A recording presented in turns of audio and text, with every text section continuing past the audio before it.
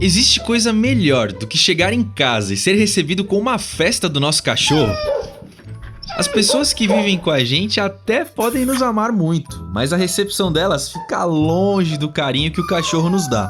Para eles não importa orientação sexual, condição financeira, nada. Basta dar amor que eles irão retribuir em dobro e tornar nossas vidas muito mais felizes. Mas da onde vêm os cães? Cães, gatos, hienas, ursos e todos os carnívoros modernos possuem a mesma origem.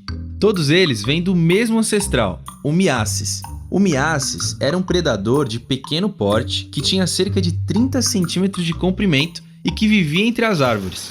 Esse animal, com o passar dos anos, evoluiu para o Cynodictis, que depois evoluiu para o Tomarctus. Do Tomarctus surgiram o cachorro, a raposa, o lobo e outros animais.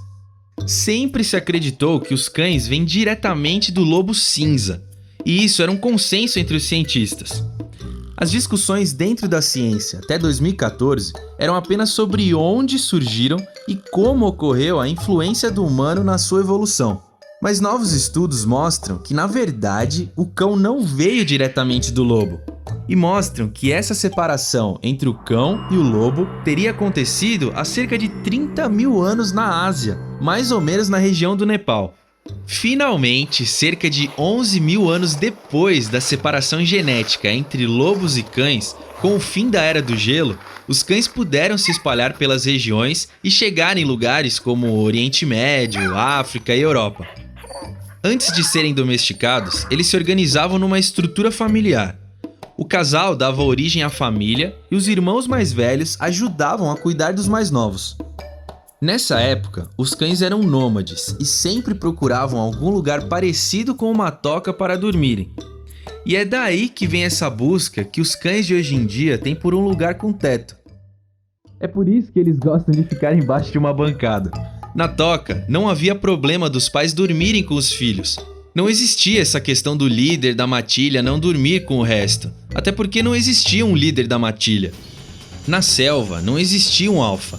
A família dividia as tarefas e, geralmente, cada um assumia uma liderança em determinado momento, dependendo da sua aptidão. Por exemplo, existia o líder familiar da caça, o líder familiar da defesa do abrigo e por aí vai. A liderança dependia de cada situação.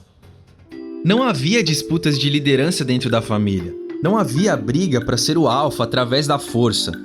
Os cães não queriam dominar uns aos outros, até porque sabiam que para sobreviver precisavam trabalhar em equipe. Essa teoria de que o cão quer se tornar o alfa dentro da família se chama teoria da dominância e foi criada na década de 40. A teoria da dominância determinava que os cães queriam dominar e ser o alfa, mas com o avanço da ciência provaram que ela era equivocada. Tanto que o próprio autor da teoria reconheceu seu equívoco. Inclusive, ele chegou a fazer um comunicado pedindo desculpa aos cães.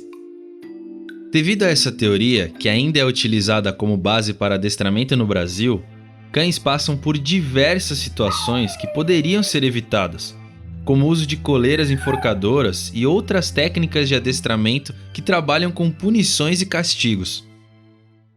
Para entender melhor, vamos explicar como essa teoria surgiu. Na década de 1940, o cientista suíço Rudolf Schenkel fez um experimento com lobos em cativeiro. Ele colocou vários lobos de famílias diferentes em um local fechado e analisou como eles reagiam. Naturalmente, houve lutas por recursos, já que a comida era escassa e o ambiente era fechado. Então, Schenkel concluiu que os lobos lutam entre si pela dominância e que o ganhador da luta seria o alfa. E aplicaram a conclusão desse estudo sobre lobos em cativeiro nos cães domésticos. Basicamente, a lógica da teoria é: cães descendem dos lobos. Lobos vivem em hierarquia. Logo, nós humanos devemos dominar nossos próprios cachorros porque eles tentarão fazer o mesmo com a gente. Bom, mas esse estudo tem uma série de problemas que foram descobertos pela ciência depois, principalmente pelo cientista David Mack. E suas críticas aos estudos consistem em 3 pontos. Primeiro ponto: lobos não são cachorros. Não se pode transferir um estudo feito em um animal a outro animal. Segundo, é que os lobos do estudo não estavam em seu habitat natural. E isso muda tudo. É a mesma coisa que colocar um grupo de homens numa cela com um pouco de comida e extrair dali conclusões sobre como nós pensamos e agimos em nossas casas com nossas famílias. O terceiro problema é que os lobos do estudo não eram da mesma família. Eles eram desconhecidos entre eles, o que também muda tudo. Graças aos estudos de David Mack com lobos e cachorros em seus habitats naturais, hoje sabemos que os cachorros se comportam como uma família. Apesar de parecer clichê, a chave para treinar nossos cães e ter uma convivência tranquila com eles é o respeito, a compaixão e a união. E a união é realmente fundamental. Segundo um estudo recente, há cerca de 18 mil anos, os humanos passaram a conviver com os cães. E sem exagero algum, podemos dizer que não estaríamos aqui hoje se não fosse a nossa convivência e união com eles. Naquela época, o alimento não estava na geladeira, então você tinha que batalhar para conseguir comer, porque ainda não tinham criado as técnicas da agricultura.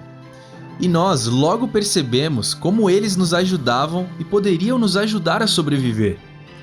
Eles farejavam, caçavam, alertavam sobre perigos e nos faziam companhia. Sabendo que os cães eram fundamentais para a sobrevivência da nossa espécie, nossos antepassados começaram a manter por perto os cães mais dóceis e que mais ajudavam nas tarefas. Foram selecionando as características que queriam. Se, por exemplo, precisavam de um bom caçador, colocavam 2 cães que eram bons caçadores para procriar. E é daí que começam a surgir as raças. A partir disso, começou a ser construída uma relação de cooperação, a chamada simbiose, que é uma relação entre 2 espécies diferentes, quando uma não sobrevive sem a outra. Precisamos lembrar sempre que dependemos dos cães e eles dependem de nós. Tanto que em qualquer lugar que há humanos, há também cachorros. Desde o frio mortal do Polo Norte ao calor do Oriente Médio, passando pelas savanas, climas temperados e florestas tropicais. Em qualquer canto do mundo, eles estão com a gente.